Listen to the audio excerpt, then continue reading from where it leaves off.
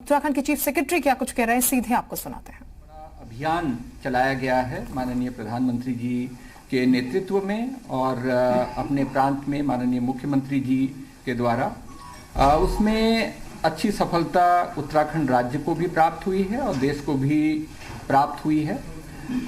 इसके पीछे बहुत सारे जो तरीके अपनाए गए हैं जिसमें कि हम अपना मेडिकल फैसिलिटी को हम लोगों ने बढ़ाया है, टेस्टिंग को बढ़ाया है, जो सुरक्षा के उपकरण हैं उनको बढ़ाया है, पब्लिक में अवेयरनेस क्रिएट किया है और एक प्रमुख भूमिका जो सोशल डिस्टेंसिंग का लॉकडाउन के माध्यम से हुआ है उसको जाता है। जब हमारा लॉकडाउन पहली बार चालू हुआ था उस समय ये इसके बारे में, इस बीमारी के बारे में जानकारी हमारे पास अपेक्षाकृत कम थी, लेकिन जैसे जैसे समय बीतता गया हम लोगों ने अपनी जो स्वास्थ्य सुविधाएं हैं और अवस्थापना है उसमें सुधार किया है और इसे किस तरह से लड़ा जाए उसके बारे में भी जानकारी प्राप्त हुई है। तो लॉकडाउन के 2 चरण, अब द्वितीय चरण भी पूरा होने को है और इस बीच में भारत सरकार के द्वारा सभी राज्यों से कंसल्टेशन किया गया, माननीय प्रधानमंत्री जी के द्वारा माननीय मुख्यमंत्रियों से भी किया गया, उत्तराखंड के माननीय मुख्यमंत्री जी को भी अपने व्यूज़ रखने का अवसर प्राप्त हुआ और इसी प्रकार के समाज के विभिन्न वर्गों के साथ सलाह मशविरा करने के बाद भारत सरकार के द्वारा अब तृतीय चरण के लिए गाइडलाइंस जारी कर दिए गए हैं।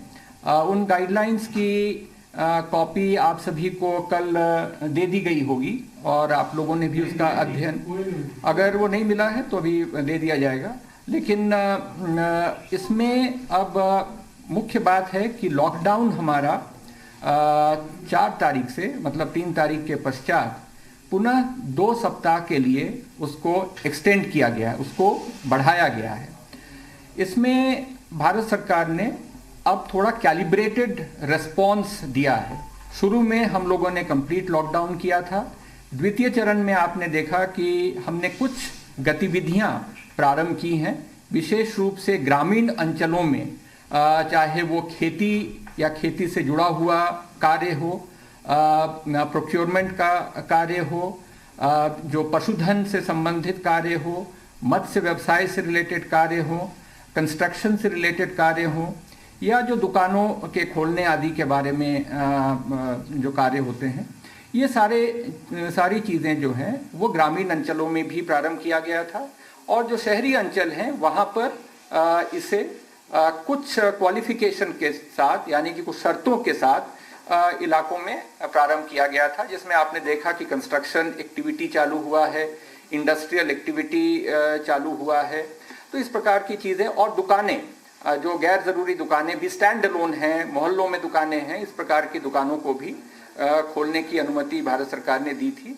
भारत सरकार की अपेक्षा रहती है कि जो वो गाइडलाइंस जारी करते हैं राज्य सरकार उनका अनुसरण करें और उसके अगर कहीं पे राज्य सरकार को ये समाधान हो जाता है कि उसमें थोड़ी और कड़ाई करने की ज़रूरत है क्षेत्र विशेष की परिस्थितियों को देखते हुए, तो ऐसा किया जा सकता है। तो हम लोगों ने भी उसको देखते हुए यहाँ पर निर्णय लिए थे। अब थर्ड फेज के लिए भारत सरकार ने 3 तरह के जोन्स बनाए हैं। ज़िलों को 3 जोन्स में विभक्त किया गया है। रेड जोन, जिसमें कि उत्तराखंड में हरिद्वार ज़िला है, और ऑरेंज जोन जिसमें कि नैनीताल और देहरादून ज़िला है, और बाकी जो हमारे समस्त ज़िले हैं ये ज़िले ग्रीन जोन में हैं। जो छूट दी जानी प्रस्तावित है इस अगले 2 सप्ताह के पीरियड में, ये जोन्स के कैटेगरी के आधार पर होगा।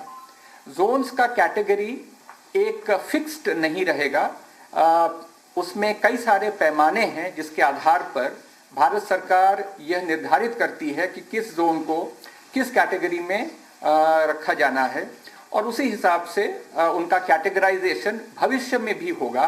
तो ये हो सकता है कि कोई रेड जोन ऑरेंज बन जाए या कोई ग्रीन बन जाए या इसी तरह से अगर कोई ऑरेंज जोन हो सकता है, रेड कैटेगरी में आ जाए, तो ये स्थिति एक डायनामिक स्थिति है। इसमें यह समझने की बात है कि भारत सरकार ने कई स्थानों पे ये भ्रांतियां भी हैं, और हमारे राज्य में नहीं, अन्य स्थानों पर भी ये प्रश्न उठाया गया था कि हम जिलों का क्लासिफिकेशन रेड, ऑरेंज और ग्रीन में किस प्रकार से कर रहे हैं। तो भारत सरकार ने इसका कुछ स्पष्टीकरण दिया था। कैबिनेट सेक्रेटरी ने वीडियो कॉन्फ्रेंस जब राज्यों के मुख्य सचिवों के साथ किया था, तो उसमें ये बताया गया था कि इसमें एक पैमाना नहीं है, इसमें तकरीबन 4 पैमाने हैं, जिसके आधार पर भारत सरकार फिर उनका वेटेज देखती है और देखने के बाद क्लासिफिकेशन करती है। इसमें प्रमुख जो 4 हमारे मानक हैं, एक तो है कि एक्टिव केसेस किसी जिले में कितनी संख्या में है, टेस्टिंग का वहाँ पे परसेंटेज किस प्रकार से है, वहाँ पर केसेस के डबल होने का रेट क्या है, और चौथी बात वहाँ पे जो निगरानी का कार्य हो रहा है, जो सस्पेक्ट्स हैं, कॉन्टैक्ट्स हैं और भी क्वारंटीन में लोग हैं, उनके विभिन्न सिम्टम्स का सर्वेलेंस का कार्य कैसा चल रहा है। इन सभी के आधार पर एक वहाँ पर निर्धारण होता है कि किन जिलों को हमें अलग अलग कैटेगरी में रखा जाना है। तो खुशी की बात है कि उत्तराखंड का परफॉर्मेंस अभी तक अच्छा रहा है, और हमारे 13 जिलों में 3 जिले रेड या ऑरेंज कैटेगरी में हैं, और शेष 10 जिले आज के दिन में वो ग्रीन कैटेगरी में हैं। इसमें आप सभी का सहयोग अवेयरनेस बनाने में तो रहा ही है। यहाँ के जनमानस ने जो ये चुनौती है, उसको बहुत ही बहादुरी से उन्होंने इस चुनौती को टेकअप किया है। वो चाहे सामान्य लोग हों, चाहे हमारे एनजीओज हों, चाहे अलग अलग पॉलिटिकल पार्टीज हों, चाहे पुलिस के कर्मचारी, हमारे स्वास्थ्य विभाग के कर्मचारी, चाहे हमारे स्थानीय निकाय के कर्मचारी, चाहे फूड डिपार्टमेंट का जो डिस्ट्रीब्यूशन करते हैं उनके अधिकारी कर्मचारी, जिला प्रशासन, सबने, आप सभी ने देखा है, आपने बहुत अच्छा कवरेज भी किया है। तो इसका परिणाम है कि आज के दिन में 10 जिले हमारे ग्रीन जोन में हैं, जिसमें कि हमें काफ़ी सारी सहूलियतें दी गई हैं। सामान्य रूप से भारत सरकार ने क्या किया है कि कुछ एक्टिविटीज़ को उन्होंने वर्जित कर दिया है। उन वर्जित एक्टिविटीज़ में हम आपको डिटेल में तो अलग से दे ही देंगे कि कुछ प्रमुख चीज़ें जो बता दूं कि जैसे हवाई यात्रा वर्जित है, रेलवे का जो रूटीन में रेलवे की यातायात होती है उसे भी रोका गया है। उसी प्रकार से इंटरस्टेट बसेस का मूवमेंट बंद है। Malls, gym, swimming pool, bars, restaurants ये सब बंद हैं। जो शिक्षण संस्थाएं हैं वो प्रोहिबिटेड हैं। तो ये कुछ प्रमुख उन्होंने रोक लगाई है, लेकिन इसके रहते हुए उन्होंने फिर अलग अलग जो छूट अलग अलग कैटेगरीज में दिया है। जैसे ग्रीन जोन में अब तकरीबन हर प्रकार का एक्टिविटी चालू होगा, लेकिन एक बात ये कही गई है कि शाम के 7 बजे से सुबह के 7 बजे तक उसमें गैर जरूरी कोई मूवमेंट, कोई बाहर जाना आना, ये सब बंद रहेगा। तो एक तरीके से वो लॉकडाउन कंप्लीट रूप से भारत सरकार का जो दिशा निर्देश है वो 7 बजे से सुबह 7 बजे तक का है। इसके अलावा जो गतिविधियां हैं, चाहे वो वाणिज्यिक गतिविधियां हों, चाहे प्राइवेट सेक्टर के कार्य हों, चाहे वो इंडस्ट्री के कार्य हों, और जो सरकारी ऑफिसेज हैं, इन सबको जो है वो खोला जा सकता है। सोशल डिस्टेंसिंग और हाइजीन, इनके मानक को हमें पूरा करना पड़ेगा। चाहे कोई भी प्रतिष्ठान हो, उन्हें ये देखना पड़ेगा कि कर्मचारी, अधिकारी वहाँ के वो हाइजीन यानी कि हाथ धोना, सैनिटाइज करना, जहाँ पर आप बैठ रहे हैं उनकी सफाई रखना, आपका चेकिंग होना कि कोई सिम्टम्स तो नहीं है, टेम्परेचर कैसा है, ये सारी व्यवस्था करनी पड़ेगी। लेकिन इसके बाद इन्हें खोला जा सकता है। ऑरेंज जोन में जो है सामान्यतः कुछ छूट नहीं दी गई है जो ग्रीन जोन में है, उसके भी डिटेल्स हम आपको दिलवा देंगे। अगर इसके बाद कोई बात होगी तो मैं इसमें जियो से भी, जो भारत सरकार का आदेश है, उसमें करेंगे। रेड जोन है जहां की ग्रामीण अंचल में तो कार्य हो सकेंगे, लेकिन जो हमारे शहरी क्षेत्र में है, आज के दिन में जो लॉकडाउन की स्थिति चल रही है, लगभग इसी प्रकार की का लॉकडाउन की स्थिति रेड जोन के शहरी इलाकों में रहेंगे। कंटेनमेंट जोन अगर कहीं भी है तो कंटेनमेंट जोन के लिए सख्त मानक रखे गए हैं, जैसे कि उसका पेरीमीटर कंट्रोल होगा। जो एरिया हम कंटेनमेंट जोन के रूप में डिफाइन कर रहे हैं उसके अंदर कोई नहीं आएगा आवश्यक सेवाओं के अलावा, और उसी तरह से कोई बहुत ही ज़रूरी हो, कोई मेडिकल इमरजेंसी हो तो वहाँ से भी निकलना संभव नहीं होगा। वहाँ पे सर्वेलेंस का कार्य, माना कोई इन्फ्लुएंजा लाइक इलनेस या वो कोई रेस्पिरेटरी प्रॉब्लम अगर कोई व्यक्ति का है तो इनको जो इनकी वहाँ पे सर्वेलेंस किया जाएगा, निगरानी की जाएगी, और वहाँ पे जहाँ आवश्यक है वहाँ पे जो हमारे प्रोटोकॉल्स हैं उसके हिसाब से टेस्टिंग का कार्य भी वहाँ पर किया जाएगा। इस समय जो स्टेट की पोजीशन है, जो मोटा मोटा मानक जिस पे भारत सरकार निर्धारित करते हैं कि किस राज्य में किस प्रकार की जो प्रगति हो रही है, उसमें एक जो डबलिंग होती है उसका रेट क्या है, यानी कि आज अगर संख्या 1 है तो कितने दिनों में वो 2 हो जाएगा और 2 से वो 4 हो जाएगा, और इससे जो है वो बीमारी कितनी तेज गति से कहीं पर किसी एरिया में फैल रही है, वो उसका एक पैमाना होता है, एक बहुत ही महत्वपूर्ण पैमाना है। तो इस पैमाने के आधार पे उत्तराखंड राज्य आज के दिन में लगभग 29 दिन में कर रहा है, और ये समझिए कि देश में अग्रणी जो राज्य हैं उनमें उत्तराखंड की जो स्थिति है, डबलिंग का जहाँ तक प्रश्न है उसमें है। जो आज सुबह तक अभी लेटेस्ट जो जानकारी है कि उत्तराखंड में 59 केसेस आए हैं। कल जब आप लोगों को बताया गया होगा उस समय 57 केस थे। कल रात में एम्स के एक डॉक्टर वो पॉजिटिव टेस्ट हुई हैं, और सिमिलरली आज एक और व्यक्ति जो एक ट्रक का ड्राइवर था, और उस ड्राइवर में एक व्यक्ति जो आए थे उधम सिंह नगर, वो पॉजिटिव टेस्ट हुए थे। उस ट्रक के ड्राइवर को भी पॉजिटिव पाया गया है। तो आज के दिन में इस समय तक 59 केसेस हैं, और इन 59 केसेस में आज के दिन में एक्टिव केस 19 आज के दिन में एक्टिव केस है। तो आउट ऑफ लेटर से 19 केस हैं, तो हमारा परसेंटेज 60% से ऊपर है, और ये भी एक काफ़ी संतोषजनक जो स्थिति है उसमें इस समय हम लोग हैं। जैसा आपको पता है कि एक डेथ भी दुर्भाग्यवश हुई थी। पेशेंट बहुत ही क्रिटिकल था, यद्यपि कोविड जो एम्स में उनका इलाज हुआ था, और एम्स के डॉक्टर्स ने जो रिपोर्ट दी है उससे कोविड से तो उनकी मृत्यु नहीं हुई थी, लेकिन वो कोविड से भी ग्रसित थी और उनका कुछ सीरियस जो बीमारी थी इसके वजह से उनका दुर्भाग्यपूर्ण निधन हुआ था। ये तो पहला केस हमारे यहाँ यही है।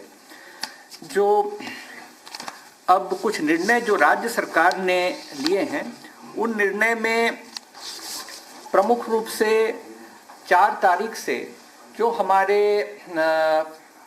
व्यावसायिक प्रतिष्ठान हैं, भारत सरकार के ऑफिसेज हैं, और जो राज्य सरकार के ऑफिसेज हैं, इन सभी ऑफिसेज को सामान्य रूप से 10 बजे से 4 बजे तक, तो दुकानें भी 10 से 4 बजे खुलेंगी, ऑफिसेज भी 10 से 4 बजे खुलेगा, सचिवालय 9:30 बजे से 4 बजे तक। जी, ग्रीन जोन की बात कर रहे हैं आप, कौन सी जोन? नहीं, वो हम आपको बताएंगे उसका। तो सामान्य रूप से हमने कहा कि हमारा जो अभी तक 7 बजे से 1 बजे तक का समय था, अब उसे हम 7 बजे से 4 बजे तक एक्सटेंड कर रहे हैं, और उसमें ये एडिशनल चीज़ें जो पहले नहीं थी, अब हम ये एडिशनल चीज़ें भी यहाँ पर इंट्रोड्यूस कर रहे हैं। जहाँ तक सरकारी ऑफिसेज का प्रश्न है, सरकारी ऑफिसेज ग्रीन जोन में सभी ऑफिसेज खुलेंगे, जिसमें ग्रुप ए और ग्रुप बी के अधिकारी 100% उपस्थित रहेंगे, लेकिन ग्रुप सी और डी के हमारे जो कार्मिक हैं वो 50% वहाँ पर अपनी उपस्थिति देंगे। यहाँ पर एक विशेष बात का ध्यान ये रखा गया है कि जो हमारे महिला कार्मिक हैं, अगर गर्भावस्था में हैं या उनका कोई बच्चा 10 वर्ष से कम आयु का है, तो उसे अपरिहार्य परिस्थिति अगर न हो तो उन्हें कार्यालय में इस समय हम लोग नहीं बुलाएंगे, इस प्रकार का निर्देश दिया गया है। उसी प्रकार अगर कोई कार्मिक हमारे 55 साल से अधिक उम्र के हैं या कोई गंभीर बीमारी से कोमॉर्बिडिटी की अगर स्थिति है, तो ऐसे कार्मिकों को भी अपरिहार्य परिस्थिति न हो तो उन्हें नहीं बुलाया जाएगा। इस प्रकार का डायरेक्शन दिया गया है।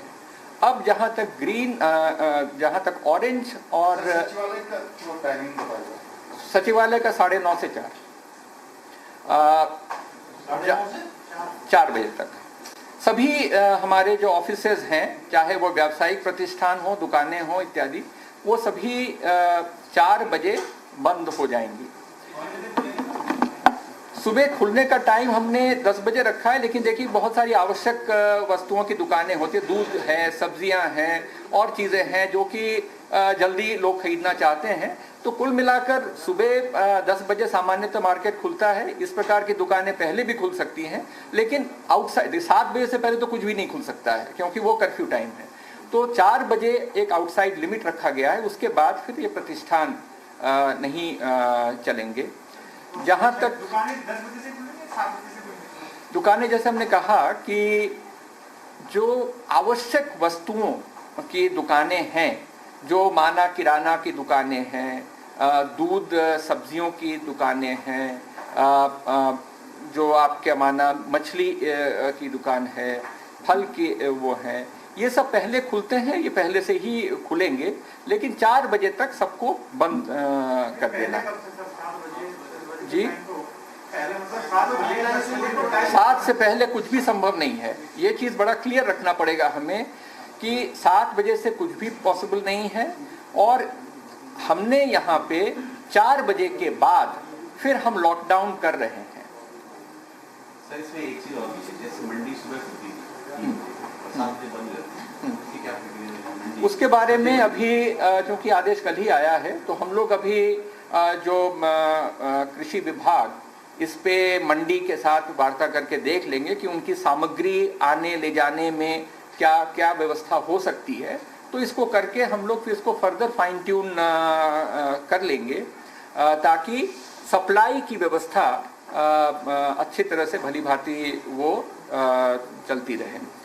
जहाँ तक दफ्तरों का प्रश्न है, ऑरेंज और रेड कैटेगरी के जो हमारे ऑफिसेज हैं, जनपदों में जो हमारे ऑफिसेज हैं, इनमें 100% जो फिर वही क्लास 1, क्लास 2 या ग्रुप ए, ग्रुप बी के अधिकारी कर्मचारी अधिकारीगण उसमें उपस्थित होंगे। जहाँ तक दूसरे संवर्गों का प्रश्न है, चाहे वो ग्रुप 3 हो या 4 हो, वहाँ पर पहले सप्ताह 33% उपस्थित होंगे रोस्टर के हिसाब से। वहाँ के जो सचिव, प्रमुख सचिव या विभागाध्यक्ष या कार्यालय अध्यक्ष, वो आपस में रोस्टर तय करेंगे कि कौन से कर्मचारी को किस दिन बुलाना है। लेकिन पहले सप्ताह हम 1/3 जो लोअर मतलब ग्रुप 3, ग्रुप 4 के अधिकारी कर्मचारी हैं, उनको बुलाएंगे। ग्रुप ए, ग्रुप बी के या क्लास 1, क्लास 2 के जो ऑफिसर्स हैं, वो पूरी संख्या में उपस्थित रहेंगे। जैसा हमने बताया कि जो हमारे वल्नरेबल ग्रुप्स हैं, उनके लिए हमने जो छूट दी है वो छूट रहेगी। जैसे महिला कार्मिक के लिए या कोई जो थोड़ा सा ज़्यादा उम्र के हैं या कोई कोमॉर्बिडिटी से ग्रसित हैं, ऐसे लोगों के लिए ये छूट दी गई है। जहाँ तक 1 मिनट जरा बता दें, 1 सप्ताह के पश्चात हम स्थिति का रिव्यू करेंगे, और रिव्यू करने के बाद अगर स्थिति जो हमें लगती है कि ये उचित है, तो तो ये 33% जो स्टाफ का हमने किया हुआ है, इसको हम बढ़ाकर 50% करेंगे। तो ये दफ्तरों का है कि 4th से दफ्तर खुलेंगे, जिसमें जो क्लास 1 क्लास 2 के ऑफिसर्स ये उपस्थिति देंगे। जहाँ तक हमारे शैक्षिक संस्थाएं हैं, वहाँ पर वो जो कि बंद हैं, तो वहाँ के लिए ये कहा गया है कि सामान्य रूप से वहाँ पे शिक्षकों को या स्टाफ को नहीं बुलाया जाएगा, लेकिन कोई बहुत आवश्यक कार्य है जिसके लिए अगर किसी को बुलाना अपरिहार्य होता है तो उन्हें वहाँ से बुलाया जाएगा। थर्डली, जो आप लोगों को बताना आवश्यक है कि भारत सरकार ने जो हमारे उत्तराखंड के लोग देश के अन्य भागों में इस समय फंसे हुए हैं, स्ट्रैंडेड हैं, और उसी तरह से हमारे राज्य के विभिन्न जनपदों में लोग फंसे हैं, उत्तराखंड के एक ज़िले से दूसरे ज़िले के बीच में फंसे हुए हैं। तो इनके संबंध में भी एक SOP, जो स्टैंडर्ड ऑपरेटिंग प्रोसीजर क्या होगा, वो निर्धारित कर दिया गया है। बसों से लोग लाए जाएंगे, तो वो बसें किस प्रकार से सैनिटाइज की जाएंगी, क्या प्रक्रिया होगी, अगर लंबी दूरी की बसें हैं तो उसमें भी सैनिटाइजेशन किस प्रकार से होगा, ड्राइवर और उनके स्टाफ को हम कैसे सेग्रीगेट करने की कोशिश करेंगे बस के अंदर, और फिर उन्हें किस स्थान पर लाया जाएगा, चाहे कुमाऊं हो या गढ़वाल हो, अलग अलग स्थानों पर, निर्धारित स्थानों पर इन बसों को लाया जाएगा। और इन आने के बाद इनकी चेकिंग होगी, आने से पहले भी चेकिंग होगी, और वो चेकिंग के बाद फिर उन्हें अपने गंतव्य स्थान को यहाँ से भेजा जाएगा। इसमें एक वेबसाइट डेवलप किया था राज्य सरकार ने, और उस वेबसाइट पे हम लोगों ने सभी से अनुरोध किया था कि जो इस प्रकार से फंसे हुए हैं, चाहे वो हमारे छात्र हों, चाहे वो कोई पर्यटक हों, या और कोई व्यक्ति हो जो कि विषम परिस्थिति में है, या कैंप्स में हमारे जो श्रमिक लोग हैं, उन सभी से ये कहा गया था कि वो रजिस्टर करें। और इस समय तक जो हमें जानकारी है कि 1 लाख से अधिक 1,25,000 लोगों ने अपना रजिस्ट्रेशन कर लिया है उत्तराखंड आने के लिए। इसमें प्रमुख रूप से जो स्थान है जहां से लोग आना चाहते हैं, उनमें दिल्ली से सर्वाधिक लोग हैं, और उसी प्रकार से मुंबई से भी लोग आ रहे हैं, आना चाहते हैं। महाराष्ट्र से 15,000 लोग हैं, उत्तर प्रदेश से लगभग 20,000 ने रजिस्ट्रेशन किया है, पंजाब से करीब 8,000 लोगों ने रजिस्टर किया है, और चंडीगढ़ से भी 3,600 लोगों ने रजिस्टर किया है। तो ये संख्या निरंतर बढ़ रही है। जैसे हम बात कर रहे हैं, इसी बीच में संख्या में कुछ और वृद्धि भी हो सकती है। हमारे अधिकारी जब से भारत सरकार से आदेश आए हैं, उन्होंने ये SOP डेवलप किया है, क्योंकि भारत सरकार की अपेक्षा थी कि राज्य ये कार्य की विधि क्या होगी, किस प्रकार से ये कार्य किया जाएगा। वो बहुत बड़ा कार्य है। जैसे आपने देखा, हमारे यहाँ अभी तक 1.25 लाख लोगों ने रजिस्टर कर लिया है। कई बड़े प्रांत हैं जहाँ की 10 लाख लोग रजिस्टर हो रहे हैं। तो इस प्रकार की संख्या है। तो उन्होंने कहा था कि SOP डेवलप किया जाए, और राज्य आपसी सहमति से लोगों को लाने ले जाने की व्यवस्था करेंगे। तो इसके तुरंत बाद ही हमारे अधिकारीगण उन राज्यों के जो नोडल अधिकारी हैं उनके संपर्क में आए हैं, और उनके साथ अब अपना प्लान उन्होंने तैयार किया है, और उस प्लान के तहत लोगों का लाना ले जाना ये कार्य प्रारंभ कर दिया गया है। और जैसे जैसे दिन गुजरेंगे वैसे वैसे आप देखेंगे कि ये और तीव्र गति पकड़ रहा है, और कई राज्यों में जैसे SOP अभी उनका फाइनल लिया, कोई डिसीजन वहाँ पे लिया जाना है, तो वो जैसे जैसे चीज़ें क्लियर होंगी, हमारे लोग हम उनको लाएंगे, और उनको कम से कम असुविधा हो, इसलिए जिन स्थानों पर उनको वो पहुँचेंगे उत्तराखंड प्रवेश करने के पश्चात, वो डेजिग्नेटेड स्थान होंगे, तो वहाँ पर व्यवस्थाएं प्रॉपर हो, सोशल डिस्टेंसिंग रहे, शौचालय आदि की व्यवस्था हो, पेयजल की व्यवस्था हो, कुछ खाने पीने की व्यवस्था हो, ये सारे व्यवस्थाएं करने के लिए कहा गया है। और सिमिलरली ये लोग जो बाहर से आ रहे हैं इन्हें हम क्वारंटीन में, होम क्वारंटीन की व्यवस्था की गई है अनलेस और अनटिल कि इनमें कोई ऐसे लक्षण हैं जिसके आधार पे हमें उन्हें किसी सरकारी क्वारंटीन सेंटर में रखना